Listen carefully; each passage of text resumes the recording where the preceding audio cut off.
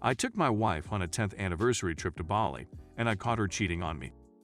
I brought my wife to Bali for our 10th anniversary and discovered her cheating on me. Right now, my world is entirely broken. She is still in Bali, and I returned home early. I suspected her of cheating earlier in the year but had no hard evidence. I'm at a loss on what to do next. She continues telling me she's not sure what she wants, despite the fact that we've been together for 13 years, married for 10, and she's just recently met this person. I can't even begin to comprehend what she's going through in her mind. It's as if I've been stabbed in the heart. It also seems like he is simply telling her what she wants to hear, and she believes all he says. To make things worse, I'm learning that the guy she's with may be a criminal of some kind. The locals dislike him and informed me that he may have stolen a large sum of money and is hiding on the island. Can I report him to the police, Interpol, or someone else? I simply want my wife back, and I despise this man. But I'm not sure whether I'll be able to go over this. She messages me maybe twice a day right now, just to let me know she's okay and having a nice time. When I receive such messages, I don't believe I can continue with her, but a part of me remembers the good moments and ignores the bad. Please assist me since I'm unable to see well right now. Update: after getting a lot of advice and encouragement from many individuals here, I met with a divorce attorney to discuss my options. Even though it was difficult to make the first step and speak with an attorney, it was very beneficial. I'd be absolutely lost without him and all of the kind folks on Reddit. I sent my wife an email expressing that her actions were not acceptable and that I would no longer speak with her until she returned to America. She spent the following 4 days pleading with me to realize that she needed to have fun, and that she hadn't felt like herself since our loss. I informed her that she had made a choice that affected all of us and that I didn't want her to justify her actions. It becomes problematic since there was an earthquake in the neighborhood, so I talked to her a few times during this time, which was a major error. I also made the mistake of communicating with the man with whom she is cheating on me early on. I stopped texting him on the advice of my attorney, but he has sent me countless texts paying me not to rat him out and sending generally unpleasant things. The man is being sought by a large number of individuals, some of whom have contacted me on this site for additional information regarding his whereabouts. I try to ignore it. To make things worse, my wife is still in Bali, where she seems to be residing in this man's house. I thought I was over it when she wrote me an email urging me to come back home, but the guy she is presently seeing also wants to relocate to the area so they can continue their relationship. She claims to have feelings for many individuals and that she needs to visit both of us. I'm not sure what to think of it. Her sister has been a tremendous assistance to me and believes that I should fully break connections, divorce, and move on from her. Her parents are pleading with me to give her another opportunity, hoping that she would see what a ludicrous predicament she is in. She's lost her job here, so I'm not sure how she'd make the adjustment back. I feel as though I'm in a nightmare. Although I am formally married, my wife lives in another nation and is in another relationship. Every day when I wake up, I am absolutely befuddled, puzzled, and wounded. It also stings since she behaves as though she isn't to blame for anything. She continues responding, "My hands are chained," when asked how she is feeling. It's as if she has no control over it and that she loves several people out of nowhere. I get the impression that things are just getting worse for me. This was the worst choice I'd ever made in my life. Story 2. My 31 male pregnant wife, 29 female, has left me for her ex-boyfriend. What should I do next? What would you do? I really need advice on what I should do next. We met on New Year's Day 2019 in New York City and married 6 months later. I adored her more than I loved anything else. She shared my sentiments.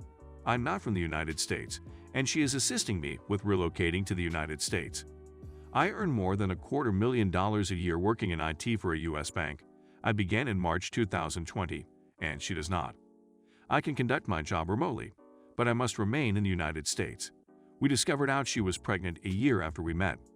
I wasn't delighted since I felt like our relationship was already on the rocks, but she persuaded me that everything would be okay. She began visiting her hometown around our 1-year wedding anniversary, and I learned that she had been covertly meeting with her ex-boyfriend. We began bickering about it all the time, and she eventually decided that she would rather raise our kid with this other guy than with me. We divorced and relocated to the state of her birth. I live approximately 2 hours away and am staying at a friend's place while he returns to our nation to see relatives. I really despise living here. This time apart from her, with little communication, has taken the veil from my sight. I'd been taken for a ride. Her due date is November. I'm 90% certain the baby is mine, but I'll do a DNA test when our child is born. I'm not prepared to be a mom. I was only prepared because she had sold me on the concept. She made me believe that if we work together, we can make it work, but that is no longer the case. I definitely wished for it to be that way previously, but now, that doesn't seem conceivable to me. I fought for us until there was nothing more for me to fight for. She continued to water the grass on the opposite side. Our relationship is irreparably damaged, and even if she wanted to try, I couldn't do that to myself. I see her as she is now.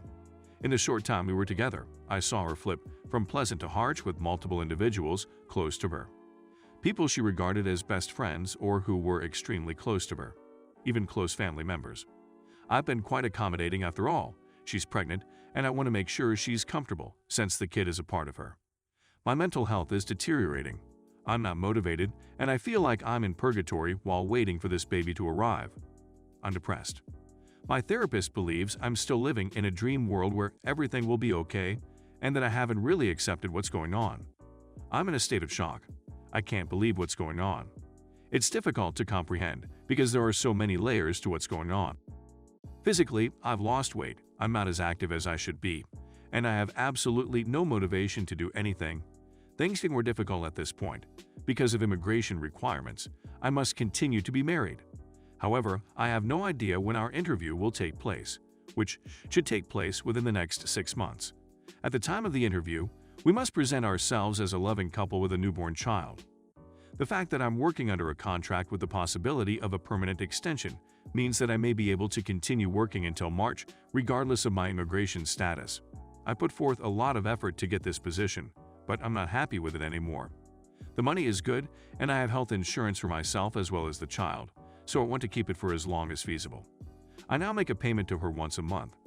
This money will be needed to cover her rent and other living costs. When the child is born, this will increase by a few $1,000s every month for the first several years. Because I felt that if I provided her time, distance, and financial aid, everything would work out okay. This is what we agreed to do. After the child is born, she will get more than half of my monthly pay, which is significant. The duration of this might be extended by another 12 months, depending on the result of the election. My calculations showed that I would only see my kids 17% of the time during the first year, and even then, I would be living in the same house with her and our baby, in a place where I knew no one, in a city where I knew no one. It was a difficult decision for me. She would have to be there to help me since I'm unable to do it on my own.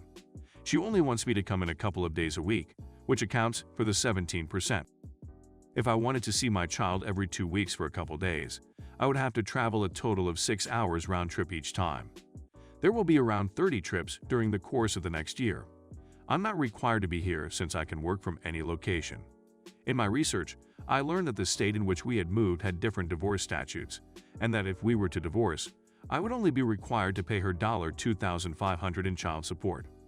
Our payment agreement was established in accordance with the previous divorce standards in effect in the state where we were located at the time. If we divorce, I will be unable to continue living in the United States for the foreseeable future. I'll be able to spend as much time with the infant as I would if I were still in the United States. I'll have to hunt for a new job, which may not be the worst thing that could happen to me at this point. First and foremost, should I inform my employees about what is going on at their place of work?